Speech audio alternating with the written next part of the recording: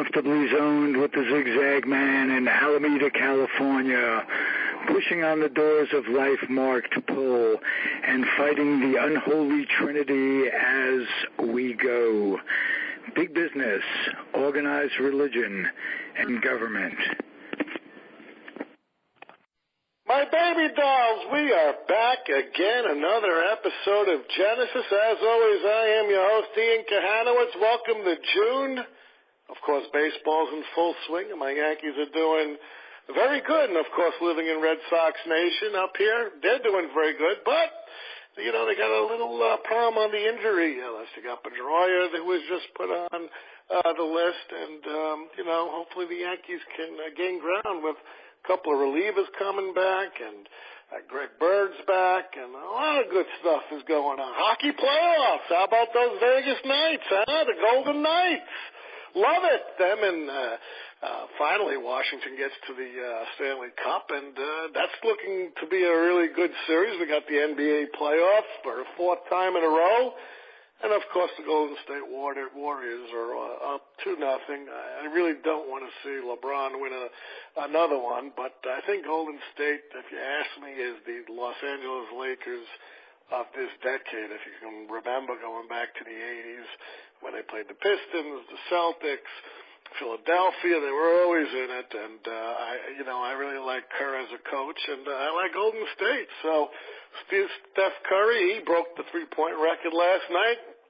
They look like they're on a roll, and of course, LeBron will probably ask out of his contract, and he'll probably go either to the Lakers, or if I was him, I'd go to Philadelphia because they have a nice young team. I wouldn't go to my Knicks. My Knicks are a disaster, and it's going to take probably another decade to overhaul that franchise. But no, we got Tim Wendel on the show, and Tim's been on the show a few times. You know, we've spoken about Down to the Last Pitch, about the Minnesota Twins and winning 1991. We spoke to Tim also about summer of '68, which was great baseball season. We spoke to him about the 1980 Olympic hockey team earlier this year. And today, I don't know necessarily if we're breaking realms. We're definitely breaking subjects. But, again, cancer crossings, which I did mention when the last time Tim was on my show, deals with the doctors who were in a race against time in the 50s and 60s to really help childhood leukemia. We're going to get into what kind of childhood leukemia, the doctors that did this. We're going to take into account Tim's personal effects on this with his brother and with sailing and with this whole thing in Western New York, which I'm going to visit again this year. I'm going to go to Niagara. Haven't been back in 25 years, and here it's been built up. But I love Western New York. I don't like Western New York from November till like April. That's when the cold blows. And anyone who's going to build cities like Jamestown or Rochester or Buffalo, Lackawanna, all that area has got to be nuts because it's all under snow. And, that's not for me in the winter, you know. Even Boston's kind of hard for me. But, hey, we deal with it. But you are listening to the Comfortably Zoned Radio Network with the Zigzag Man, Ralph Tycho, and we have so many good shows. New shows coming every day. They finally are now having a radio show besides the podcast, Comfortably Zoned on Sports Byline. You can listen to it. Just go to Sports Byline, type in Comfortably Zoned, and you'll see Mr. Tycho. You'll see Mr. Peter Golenbach. You'll see a lot of the authors who have podcasts on that live show. Things are cooking for the network. Of course, I'm honored to be on the network. I'm glad that at least he puts up with me after all this time. But hey, you know, that's a good thing for me. This is Tim's 13th book. And you might say, hey, you know, it's a different topic, but it's similar. You know, it's a team effort. We talk about the 1980 hockey team. You talk about the 68 Tigers and, you know, the St. Louis Cardinals and the Minnesota Twins. This was all a team effort to win. But here we dive into a new subject of medicine, a very, very good book. I'm going to endorse it even before I bring Timmy on. Go out, get this book. It's not a hard read, personal account. It's about 200 pages, maybe a little over. Personal story. You learn a lot about sailing also. You learn about the doctors who, they were named like the Cancer Cowboys. They were the rebels. They were the rogue doctors. And you know what? What I found interesting was that the government helped fund it, even though they were being chastised in the medical profession. And for me, I love these stories when people tell you you can't do something and it's impossible to do, but it's a fascinating story. I'm going to love talking with Tim about this right now. Go out, get the book after this. You won't regret it. Great summer reading. If you want to learn how to sail a boat, take a look at this too. Without any further ado, welcome to the show, Tim. Great to be back with you, Ian. You know, it's when you're on the show, I could just talk for hours. Cancer Crossings. Daughter's in medical school. What is she, nuts or something? Yeah, you go to law school, go to medical school. Asks about her long-lost uncle. How did this begin? Well, Ian, she came home one evening. She went to Georgetown Medical School, and you're talking to a guy who went to Syracuse. I did undergrad, as did my daughter. She was legacy to Syracuse. In fact, I had a good friend of mine at one point saying, this is back when Syracuse and Georgetown weren't playing each other in basketball at that point. You know, the Big East had gone sideways, and he said, well, what do you think of Georgetown now? He went to Georgetown. We don't even play each other anymore. And I said, for what they're doing to my daughter in medical school, I hate Georgetown now more than I ever did. But she came home one night, and some people are more up to speed on this than me. Medical school kind of flummoxed me, and I didn't realize how different it is from other things. And they must have been studying every disease known to man, because I would hear from her periodically. She was living in D.C. We, at that point, were living about 15 miles outside of D.C. And she came home one night, have dinner, probably borrow a car, borrow more money, something. And she said, Dad, you had a brother die of leukemia? And I said, yeah, I've told you about your Uncle Eric before. He was diagnosed with acute lymphoblastic leukemia when he was 3 years old. That was in 1966. And supposed to live only a year. They kept him alive almost 8 more years. But then she started asking very specific questions about medical procedures, chemotherapy drugs, the hospital he was in, which was Roswell Park in Buffalo. She kind of was saying, you think, Dad, you've been better off at, say, Dana-Farber in Boston, or Mount Sinai in New York, or Johns Hopkins down in Baltimore. And actually, Roswell Park continues to be one of the leading cancer institutes in the country.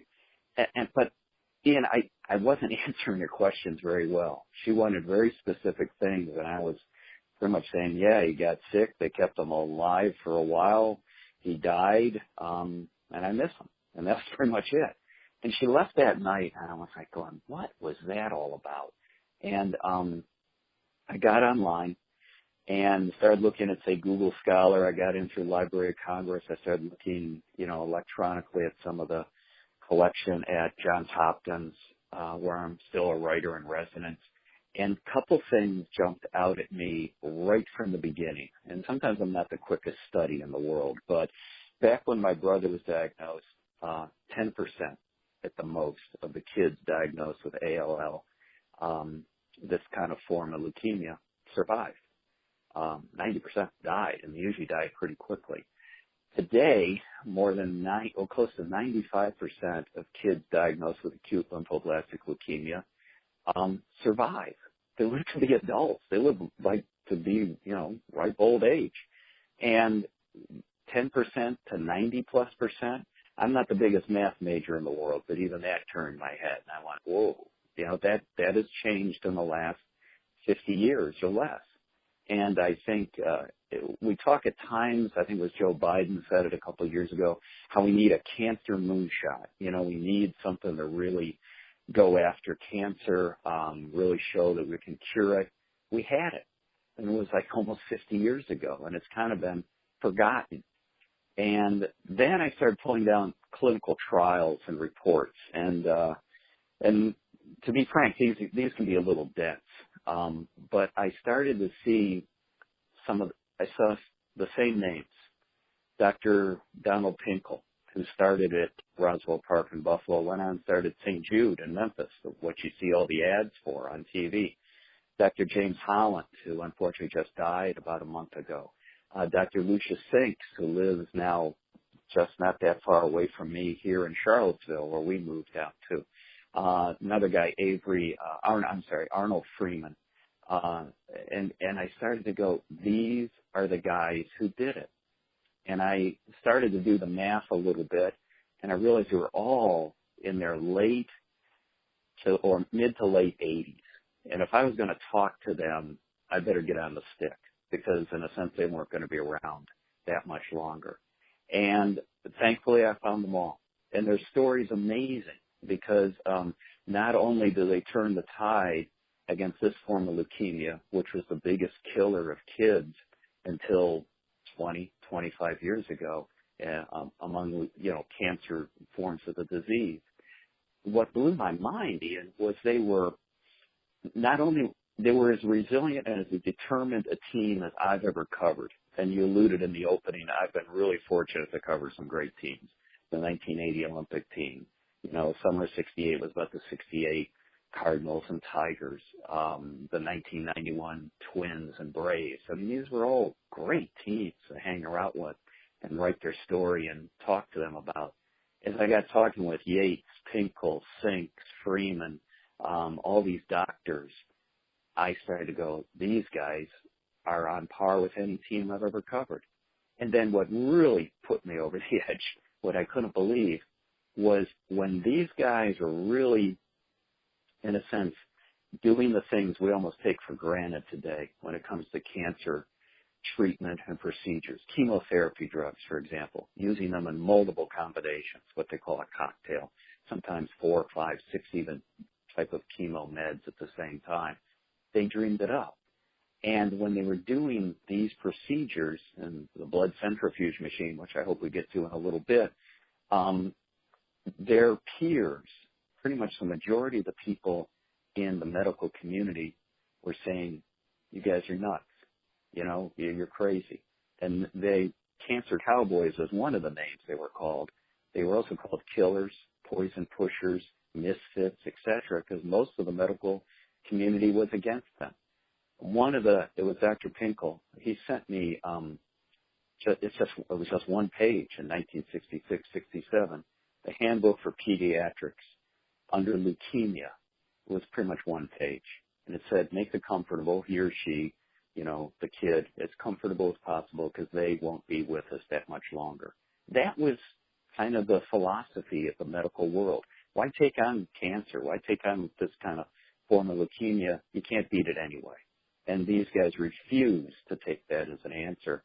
And as a result, were ostracized, criticized by their peers for decades. So they still have a little bit of a chip on their shoulder about it, and I think deservedly so. But they pushed on, and so many things, as I said, that we take for granted today when it comes to cancer treatment, they began, and they did it even though they weren't getting much support at all from their peers.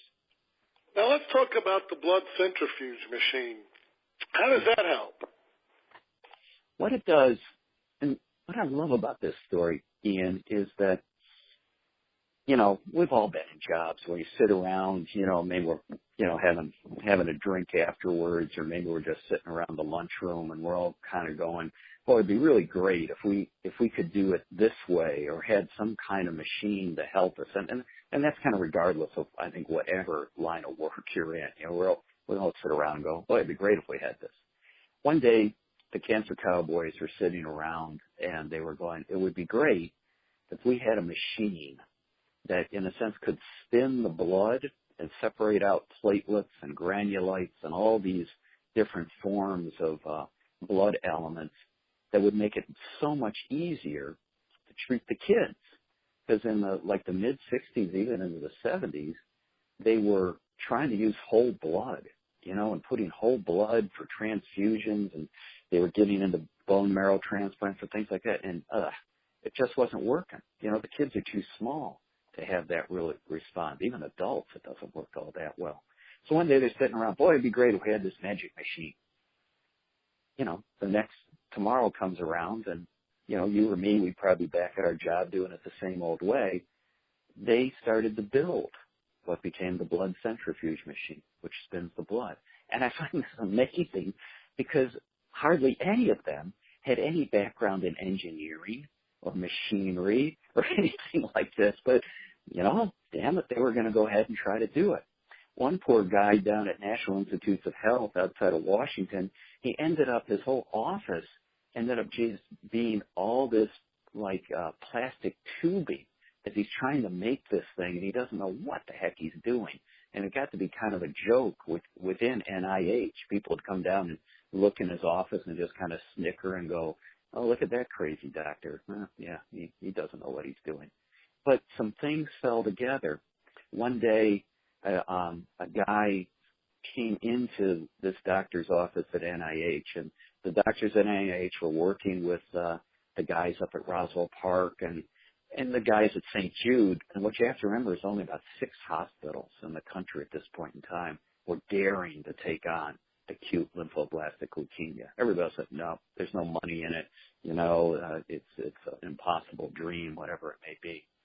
So one day, this guy shows up in the office, and this guy with all the tubes going all over the place, and he goes, what are you doing?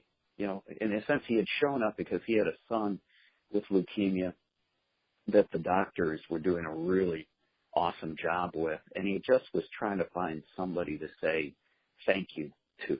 He's wandering the halls at NIH, Bethesda, Maryland, just trying to say thank you for helping save my kid. And he walks in, and here he finds the doctor, but he finds all this tubing. He goes, what are you trying to do? And the doctor, Dr. Freinreich, goes, I'm trying to build a machine that can spin blood and separate out all the elements that would make it easier for us to do our jobs.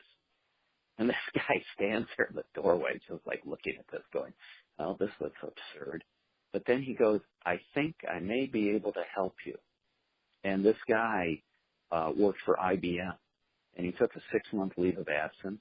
He helped the doctors kind of with the machinery end of it. He started bringing in other types of materials that were much easier to build this machine. And they built it. They built the machine. And then the thing I love about the end of this story is, they build the blood centrifuge machine. They ended up getting some money kind of at the last minute through NIH and through American Cancer Institute, et cetera. They build it. They patented it. Okay, that makes sense. But then they made it free to any hospital that wanted to use it. And I think that's when I kind of talk about the cancer moonshot and maybe where we've lost our way a little bit. Man, that's a little bit different than the way things roll out today, making it free to anybody who needs it. Again, it was a pioneering, invention. And not only that, but let me ask you this question. I'm sure no one's asked you this question. And then I'll get into, after I ask this question, what acute leukemia is, because I never hear anyone asking you what it is, what it attacks, and why was there such a 90% mortality rate for kids. But this is the question I want to ask you. Dr. Holland was the pioneer of this. A lot of people don't know he's pretty much the founding father of chemotherapy, if you want to put a label to him. But again, it was 1953. He initiated a clinical trial, and he was being scorned. Do you think the time period of the late 40s, early 50s, where you're having all these miraculous inventions like the atomic bomb, the cure for polio, diseases that the baby boomers didn't have to deal with, what their parents, the greatest generation, had to deal with, who were born in the early part of the 20th century, like my grandparents. Do you think this is what fueled Dr. Holland? Yeah, I think it did. And I think, unfortunately, Dr. Holland, he was working 3 days a week at Mount Sinai after he left Roswell Park in Buffalo. He just died at the age of 92, roughly about 6 weeks ago. He was still working at least 3 days a week at Mount Sinai.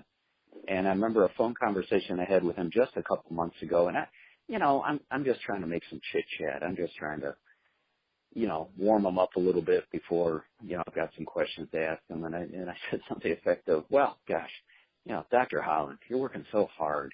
Why, you should take a break every now and then or something like that.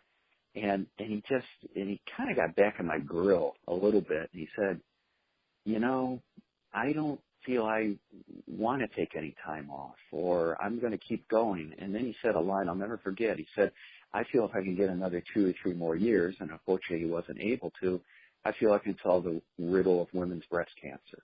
And at that point, you just kind of step back and go, okay, rock on, brother. Go get them. And I think the thing is, I remember Holland one time telling me, I think it was the first conversation we had, he said he was talking about mysteries and how he loved big mysteries, mysteries even of life, the universe, whatever you want to make it, medicine. And then he said something that I found really interesting. I kind of think it speaks to that best generation, which you were just talking about, Ian. He said, I really pity people who come to work each day and they don't have big mysteries or riddles they're trying to solve. They're just kind of putting in their time. And he said, that sounds awful to me. And that's what turned him on. And thank God it did, because as you just talked about, these guys, there were chemotherapy drugs out there, but these, Holland, Hinkle, Yates, Sinks, all these docs were the small group that dared to say, let's use them in combination. Instead of trying to test individual drugs, methotrexate, donomycin, Cytoxin, as these are coming, as they're coming on the market. NIH was in the early 60s just delivering so many new drugs out there. And the first reaction, especially of the established doctors, institutions, was, let's test each one. Let's make sure we understand what we have. Well, the problem is with cancer, as you well know, if you start testing things and are just very methodical, the patient's usually dead. And so these guys just said, let's go. Hey, here comes something called donomycin. You think that'll work with methotrexate? Might. Let's try it. And they were doing some experimentation, but they realized how quickly cancer can morph and transform itself, and you have to get a step ahead. And they were also the first guys really to be adamant that you had to kill, in a sense, 100% of the cancer cells, or else the cancer came back. You couldn't just technically put a kid in remission for 3 or 4 months and not have taken care of the cancer entirely, because then the cancer's coming back with a vengeance, and then you're kind of behind the curve. And, stuff and approach, philosophy, whatever, that kind of makes sense to us today. We just go, well, of course that makes sense. You got to get ahead of the cancer. I mean, look at so many different forms of cancer, and look how fast they can change. Well, back in certainly the 60s, even into the 70s, this was radical, and these guys were just, criticized so much for it. But that's one of the things I admire about them so much, is they were able to change so quickly, and something they realized that something that may have worked last week wouldn't work maybe this week coming up. So you had to change, especially if you're trying to get rid of all the cancer cells that are in somebody's body.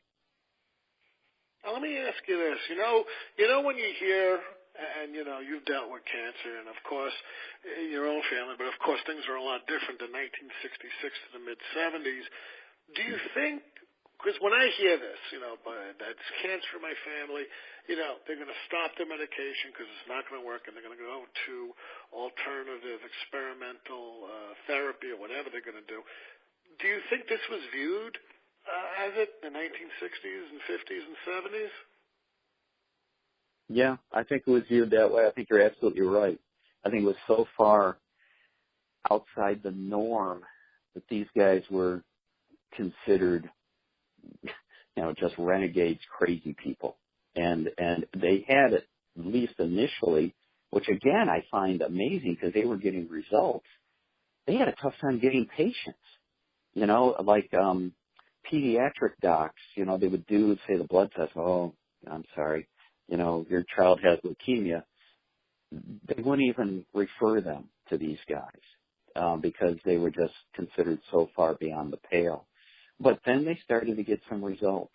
And as you know, in any walk of life, you start getting results, okay, it may not be your peers or compadres that are willing to give you the benefit of the doubt, but somebody gets around in the medical community and even in the general public, hey, what's going on at Roswell Park in Buffalo? What's going on at St. Jude and Memphis? Hey, they're keeping kids alive. And suddenly, kids, they had plenty of patients.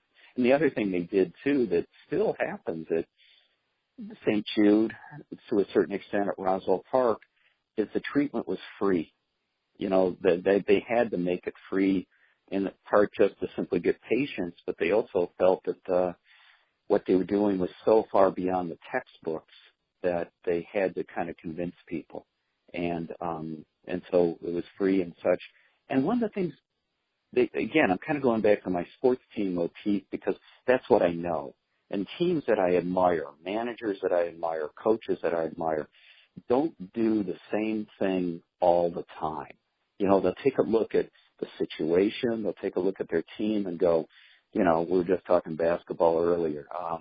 We've got a fast break team, but if we're going to beat this team, maybe we need to slow it down and be more methodical or something like that. I think that's the mark of a great coach, as they look at the situation, they look at what they have on their team, and they, plan accordingly. I mean, one of the first managers I ever covered was Tony La Russa back in Oakland with the A's, and he could be an interesting cat sometimes, no doubt.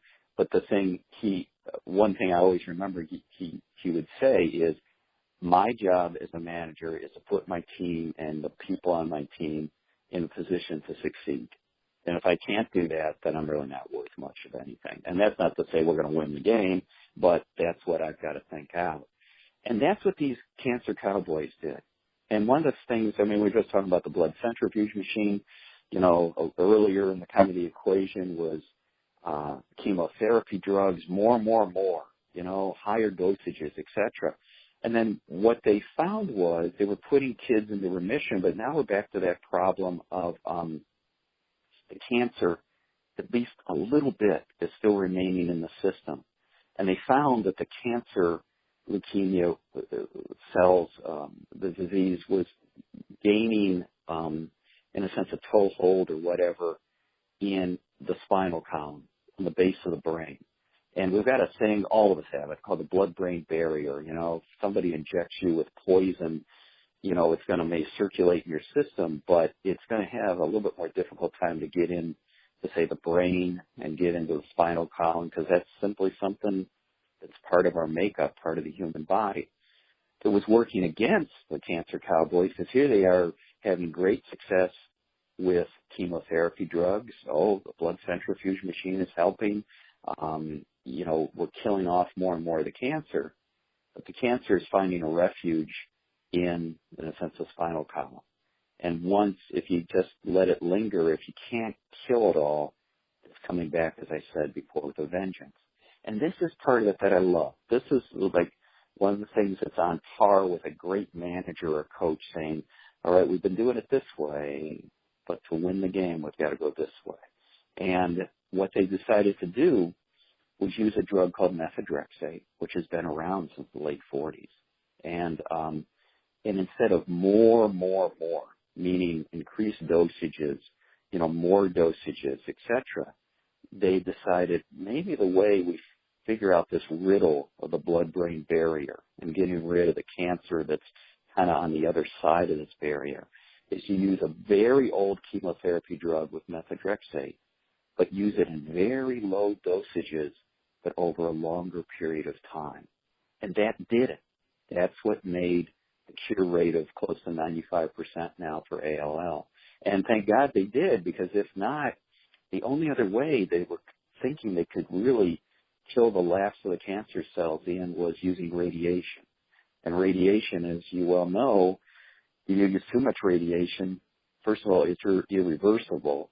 And secondly, it starts really knocking down a kid's IQ. And so, yeah, you get into the full argument cost of the cure. Okay, we may save the patient, but what kind of life are they going to live? And so by that, and then solving the riddle of the blood-brain barrier, in a sense, for almost a decade, it was more and more and more. And here at this pivotal time, how do we solve this riddle? They said less. Let's do less, but stretch it out over time. And I just found that brilliant when they laid that out to me. Well, you know what they did, in essence. This is why you found it brilliant. They took the playbook and threw it the hell out, and then they said, we're going to do something. And that's what they did.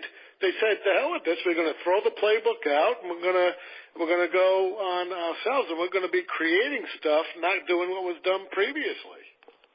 And I think you're absolutely right. And I think that takes, first of all, it takes a lot of chutzpah, but it also takes a power of a really good group or team. I don't think, even though, say, Dr. Holland, Dr. Pinkel, I mean, these guys, believe a lot in themselves. They got a lot of self-confidence. I mean, think of most doctors, they usually do. But I don't think any of them go with the method direct, say, less is more, so to speak, if it's just them on their own. I think they kind of needed the group, even though they fought like cats and dogs sometimes, to kind of reinforce it and have somebody else that at least you can talk it out and really, bat it around a little bit. One of the things I found magical in writing Cancer Crossings was, and this is now back, mid-60s in Buffalo, not a lot of restaurants, especially ones that stayed up late or stayed open late. And you'd have a lot of doctors come in because this Holland's group was headquartered in Buffalo. Pinkel by this time's in Memphis. Freinrich and Fry, two other doctors, are coming in from Houston. So these guys would come in and they just have these, brainstorming sessions. And they would go on, after hours. And they would go back to Holland's house and just sit around his kitchen, just kind of chatting things up. And then, they would just debate it. But I think that's how we moved ahead on so many things. I mean, the day didn't end at 5, 6, 7 o'clock when everybody's leaving Roswell Park, especially Pinkel's in town or Freinrich's in town. It's like, okay, come on back. My wife, James Holland's wife, was a very amazing doctor in her own right, would cook something up. And these guys would just sit around and talk into the night about these things I'm just kind of out, putting out there. How do we solve the riddle of the blood-brain barrier? How do we make a machine that can, spin blood into valuable elements? And I think, that's mark of any great team. I forgot which coach, so I think it was Sparky Anderson way back when. He loved his old Tiger team because they always came early to the clubhouse. And after the game, win or lose, they were still sitting around, teasing out what just had happened. And in a lot of ways, that's what the Cancer Cowboys did too. And, it harps back to what Stephen Jobs, did for Apple, because he said, look, if you love your job, it's not really going to work. It's like, this is it. This is your candy store. This is your life. This is what you're going to do for the rest of your life. And I know as an attorney, I would, you work, 6 to 6, 6 to 9, but then I'd stay around for another, say, 2-3 hours, just like the doctors were. Well, how are we going to make a challenge to this when the Supreme Court ruled in another case? What's going on? And you bang things off each other, and you fight, and you argue, but you're passionate about it. And these doctors, they were all in for the same goal. It was just going to be headbutting how to get there and what solutions to do regarding that. Exactly. And I think one of the things I admired about them is they were like any good sports team in a way where they would debate things. They'd have arguments. It wasn't all certainly these meetings and, after hours in the Holland's kitchen weren't kumbaya by any stretch of the imagination.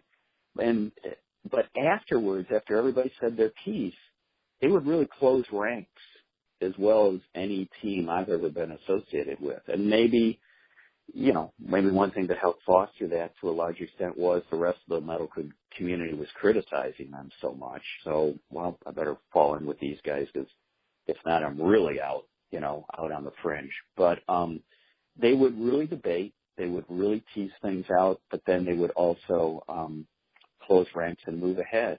And that was what it was a lot of fun catching up with them, almost a half century later for Cancer Crossings and interviewing them and just kind of hearing them kind of go through it again. And that's what, again, reminded me of some of the great teams that I've been able to cover. It was very, very similar. It was honest talk, but it often stayed in the locker room or in the Hollins situation. It stayed in the kitchen. And they always came out of it with, okay, this is going to be the next step. We're all on board, right? And, you know, there may be disagreement, but they were going to move ahead. And it was pretty amazing. And I realized in writing Cancer Crossings, you know, the family side of the story, you know, my own family side, this is what we did as a family in a lot of ways. So, like, my dad was adamant that we would learn to sail, and we sailed in the summer, and we played hockey in the winter, and it wasn't until I was finishing up Cancer Crossings, Ian, that I called up my dad, and you know, and I saw the timeline. I kind of forgotten a lot of things, and my brother Eric was diagnosed in the early spring of 1966. By the next summer, and certainly even by the summer of 66, but certainly by the following summer, we were sailing on Lake Ontario, going 40 miles across open water. Everybody on the boat had a job. We became really good sailors. And it wasn't until I was finishing up Cancer Crossings, I called up my father and I said, hey, you taught us all how to sail as kind of your own personal pushback against having a son diagnosed with acute lymphoblastic leukemia. Yes or no? And there was the pause on the other line. And he's now 86, just turned 86. And he said, of course it was. And I went, wow, you could have told me that earlier, but it made perfect sense because my dad, to him, he's not the most religious guy in the world, but he's a spiritual guy. And to him, the wind is like a magical, you know, entity. You know, it's invisible. It changes direction. It changes velocity. And I realized 40-some years later in writing Cancer Crossings that he taught us how to read the wind and trim our sails and how to sail a boat because he felt that would be a good skill to go on into life with. You know, life changes. You know, the wind shifts. And so you got to know how to react. And that was a huge gift that he gave all of us. And I think when I think family stuff right now a little bit, I'm the oldest of 6. And, you know, I guess technically now the oldest of 5, but in my mind I'll always be the oldest of 6. And other families, you know, have disagreements and fight tooth and nail. We have disagreements too. You know, I'm very different. All my siblings are very different from each other. But in writing Cancer Crossings, I realized that we do something that the cancer cowboys, these doctors, did too. We will have intense debates. We will have real disagreements, but they don't fester. People still talk the next day. You know, it's like, you know, we don't go, you know, months without talking to each other, and which I just find absurd because I think one of the things I think anybody who's had a loved one pass on too soon is you learn time's precious. You know, I may not be the best with money. I may not be the best sometimes at career stuff or relationships. But to me, time is precious. I hate to waste time. And I think that's something I learned from, you know, those years that my brother was really sick. And, you know, so even writing the book, you folks sailed from Buffalo to Toronto, even in the winter. It's nuts. We were nuts. Hey, the gales are kicking out. I mean, let's face it, you know, Lake Ontario can be, you know, but not as big as, say, Michigan or Lake Superior, where it's the waves are just, the gales are just like crazy, like I mentioned, the Edmund Fitzgerald. But, you know, but what happened? I mean, your dad had a, you know, thought, you know, you see a deep horizon, you know, the water never ends. To him, that was a calming effect, almost like Franklin Roosevelt. A lot of people don't know. You know, a lot of people don't know. Well, we knew he had polio, but did you know that he actually sailed to Campobello up in Maine from New York, sometimes Washington, by himself, steering the sailboat with his sons through the most treacherous weather, and he wouldn't even be fazed by it. Everyone's screaming and yelling on the boat, and he's just smiling with his cigarette holder, and he's controlling the boat. He knew, because like your father, he knew the direction of the wind and the compass, where to go and how to deal with this. Where to somebody like me, I'd be freaking off. Yeah, I'd be freaking out. But your dad didn't even realize. What happens if one of you fell into those icy waters on the way there? Well, that's why he always had us practicing man overboard drills and all this type of stuff. But still, I don't know. I think this is true of anybody's life. We tend to think our childhood is normal, and that's just the way it was. And I think the great thing is you will know about having kids, and you talk to them about, say, your childhood, is they will kind of point out to you at times, hey, Dad, that wasn't that normal. And I still remember I think it's one of the last scenes in Cancer Crossings, and it's one of the last things I added and wrote, because I took my son Chris up to Western New York, took him out at the end of the old pier, the harbor we sailed out of, Olcott, New York, and we're standing at the end of this pier, and I'm just going, well, we'd come up into the winds here. Usually it's a westerly wind, and you tighten up the sails, and then you kind of go across, and if the wind held, it'd be 7-8 hours across to Toronto. And you couldn't see Toronto on this day. It was too hazy. Toronto's got a lot of huge buildings now, which they didn't have when we were sailing. And my son Chris is just looking at me like, what? What are you talking about? You going where? And I'm going, Toronto. He goes, like Canada? And I'm going, yeah. And he goes, where's that? And he goes, on the other side of this huge lake. And he's just like looking at me like I'm crazy. And then you realize, this isn't the most normal life in the world. So, on we go, and there might be something certainly to write about there.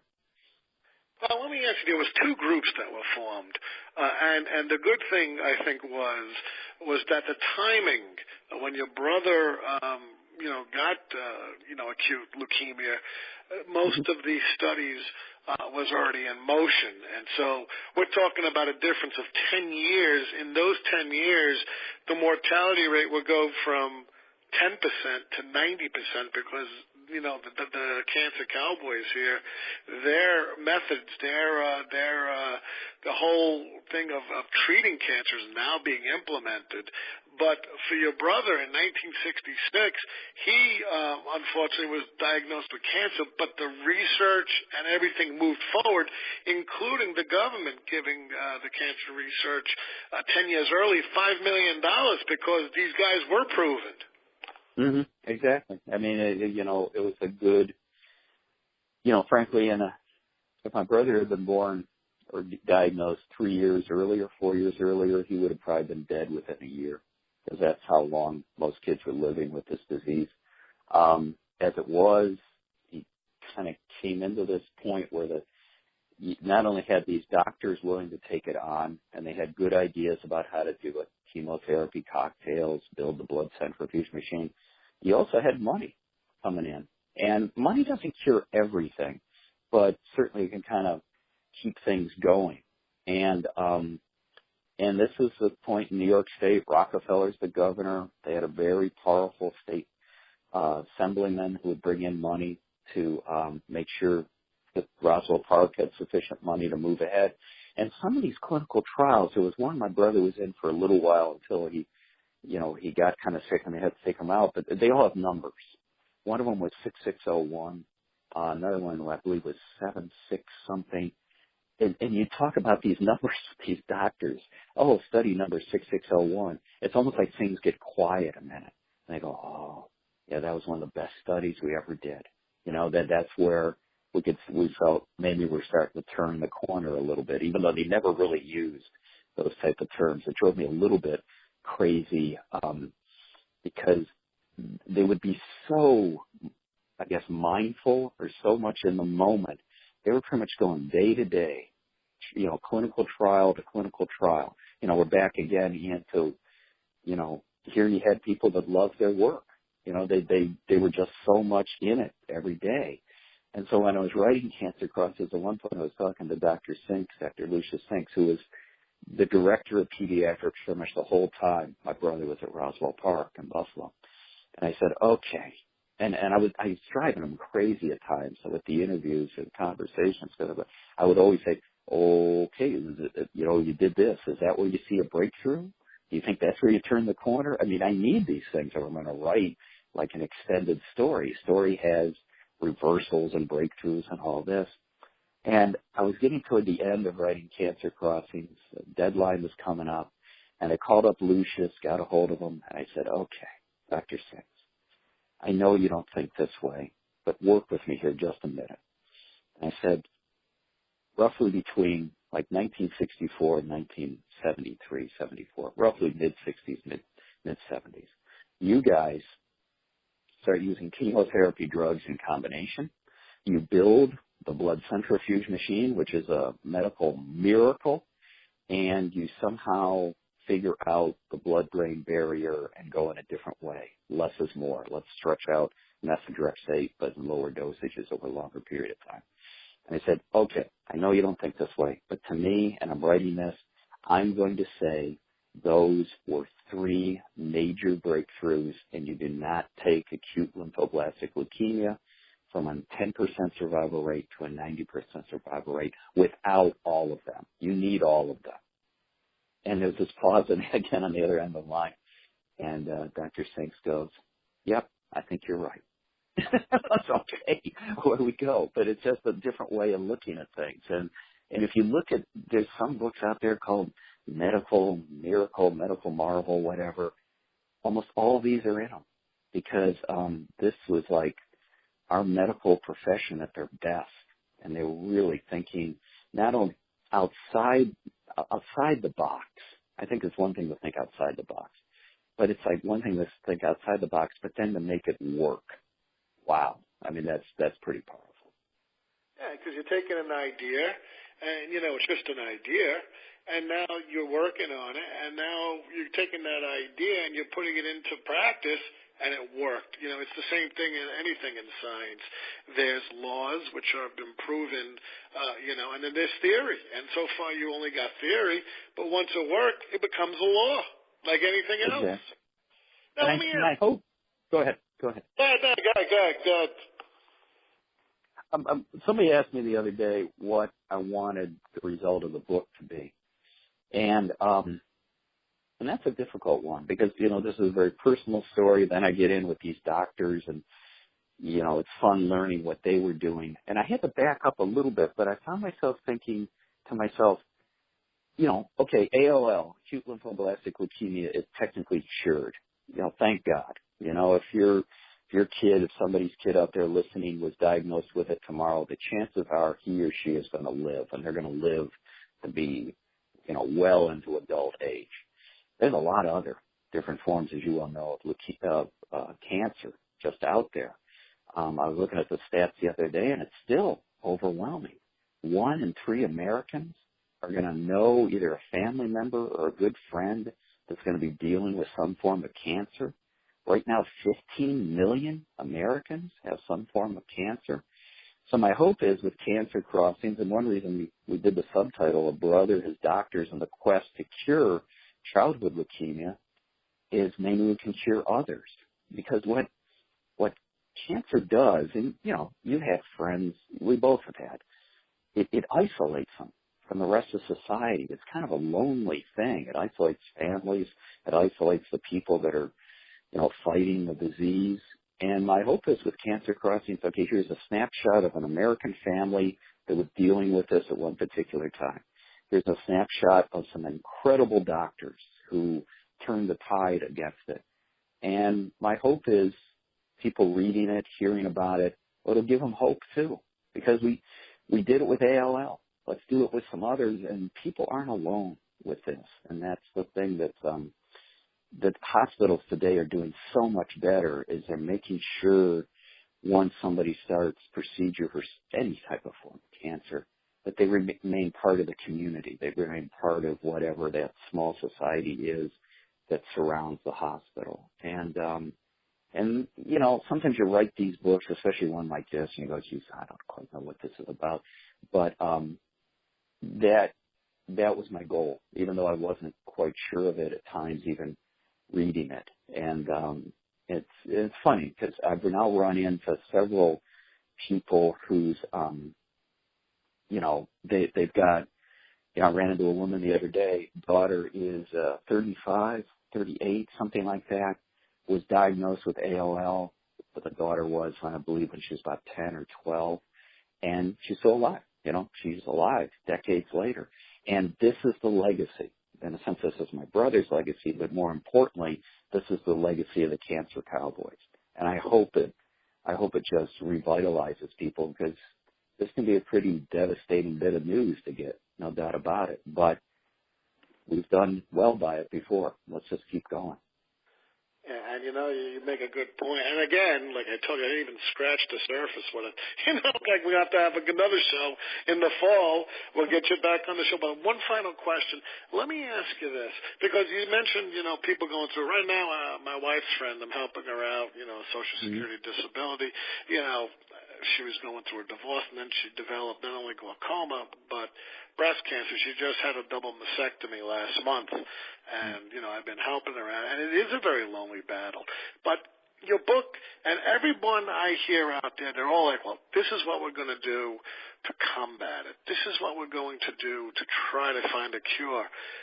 As an attorney, I'm thinking, well, where the hell does all this cancer come from? Why don't we try to knock that out? Is it plastic that our foods come in? Is it metal cans with sardines in it? How does somebody who doesn't have a history of cancer in your family develop, certain kinds of cancer? Well, lung cancer, they attribute it to cigarette smoke or asbestos or whatever you want to, say. The thing is, if you knock out the gene or genes that start this, or give them an immune shot like polio, and of course I'm far from medical expertise. You probably used a book called the Tabra Encyclopedia of Medicine when you were researching a lot of this stuff. Yeah, so was I, because I came out of law school and I was, doing medical malpractice, and that I still have downstairs on my shelf. And you got into terms you were unfamiliar about, and you had to go through this. My thing is, when you spoke to these doctors, did they ever express where this stuff comes from? Yeah, and in a sense, that's kind of the huge question, isn't it? Because that kind of clips it off at the source. I think probably the best answer I got was from Holland. And it's not like they're certainly thinking about it. They're trying to move ahead with it. And Holland one time told me, and maybe it's just going to be like smoking or, guys working in coal mines or something like that. And he said, we're going to find it, and then we're going to realize it was probably sitting there right in front of our face, and right now we're kind of oblivious to it. And that's the weird thing about cancer, as you well know, Ian, it's all these different forms, but if you can tease it back to perhaps the cause, then things certainly get a lot easier. And we've thought maybe for a while it was going to be, who knows? And still, what they're doing with DNA and human genome and all this is really exciting. We're on the verge of a whole different world when it comes to just medical research overall. But I was just the other day talking with a group and talking with a guy. He's identical twin, or was had identical twin brother who had I forgot what form of cancer, but he had cancer. And so the brother died. The guy who's now talking to me 30 years later never got a hint of it. So it's like this mystery. We're even talking, how do I have a twin and yet I never have any effects and he stays alive just a couple years? But that's the thing. And I think what they're doing right now in the medical community is amazing. I think that what I just hope is they talk as well and communicate as well among themselves as the Cancer Cowboys did. And I hope they don't break up into all these little fiefdoms, hospital here, over here, this hospital over there doing that. Because what was the real key, as I found in Cancer Crossings, was these guys, even though they disagreed, they talked. And that was pivotal.